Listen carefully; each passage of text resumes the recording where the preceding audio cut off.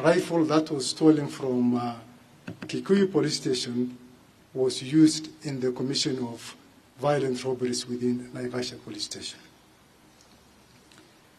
A grenade launcher, 4 guns and other police equipment, including uniforms and anti-riot gear stolen, have so far been recovered and the perpetrators apprehended. Businesses, both public and private, were not spared either. Notably, several wholesale and retail outlets within the Nairobi CBD, Kitengela, Dagoretti, Naivasha, and Nyeri, amongst others, were brazenly looted and vandalized. Automated teller machines were violently broken into and millions of shillings stolen in the midst of the chaos. In addition, we received credible reports of assault and sexual violence committed by criminals who had earlier infiltrated the demonstrations, further compounding the gravity of the situation. On June 26, 2025, Nduyunjeru Police Station in North Kinangop sub-county experienced a very, very violent incident where approximately 400 armed individuals stormed the facility, demanding the release of 4 prisoners arrested earlier on for theft of stock.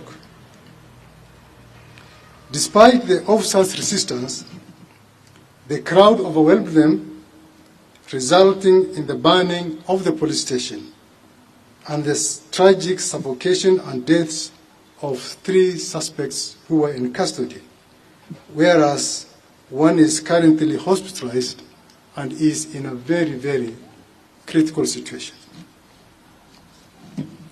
This incident, while not directly linked to the events of June 25th, reflects the ongoing momentum of violence against police stations in the country, a trend that continues to threaten law and order and as well jeopardize our nation's peace and security. Fellow Kenyans, we must not allow our nation to spiral into anarchy and chaos. The police will not remain passive while lawlessness threatens our collective peace and our collective security. As of today, 485 individuals have been arrested in connection to what happened on June 25th. Of these, 448 have already been charged in court and 37 remain under active investigation, some pending further custodial hearings. The charges range from murder, terrorism, rape, gang rape, arson, obstruction of police officers while on duty, breaking and stealing, robbery and as well robberies with violence, stealing from locked motor vehicles, incitement to violence, handling stolen goods, malicious damage to property, and possession of illegal firearms. Further investigations, including statements obtained from those arrested suspects, reveal a deliberate and well-funded plot to incite chaos, civil unrest, and widespread anarchy under the guise of public protest. Evidence indicates that the individuals were strategically mobilized and transported particularly into Nairobi from various parts of the country, not to express their legitimate grievances, but to execute a well-coordinated agenda of disruption and violence. These actions were not by any means spontaneous. They were orchestrated. And we are actively pursuing the key planners, the mobilizers, the financiers, and the facilitators behind this kill, and they will be brought to justice very soon. The complaints we have received from across the country draw a clear and troubling line between lawful protest and outright criminality. While some youthful protesters joined the demonstration in good faith, some individuals tragically, even some who had marched peacefully, later turned on fellow Kenyans. They engaged in sexual violence, theft, and broke into homes and businesses. Such acts not only violated the law, but also betrayed the very ideals the protests purported to uphold.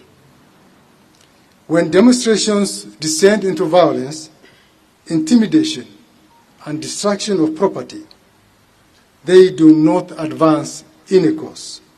They discredit it. They erode public sympathy and distort the message of those who genuinely seek reform through lawful and other constructive means.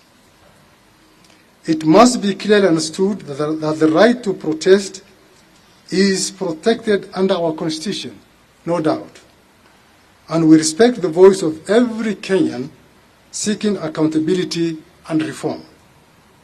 However, when a bona fide protest is infiltrated by criminal elements, it becomes a threat to national security and a threat to public safety. I must commend those who protested peacefully and distanced themselves from acts of lawlessness. Some among them became victims, themselves were attacked, robbed, or assaulted by those who took advantage of the mob. To those who orchestrated, funded, and mobilized the undermining of genuine protests, your actions are an assault to the exercise of the sovereign power of the people of Kenya. It has not gone unnoticed, and as you will be swiftly held accountable for your deeds. We call upon members of the public to continue sharing information that leads to the tracking of the stolen firearms.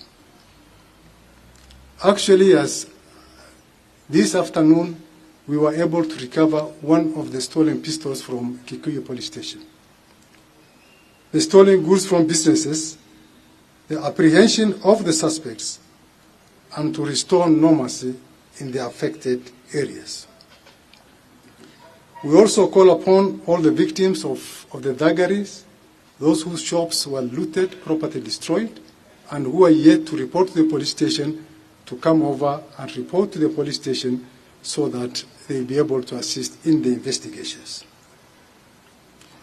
To the families who lost their loved ones, to the citizens who were injured, those who lost property, and to the peace-loving citizens of Kenya, we hear you, we stand with you, and we will decisively and lawfully act in your defense.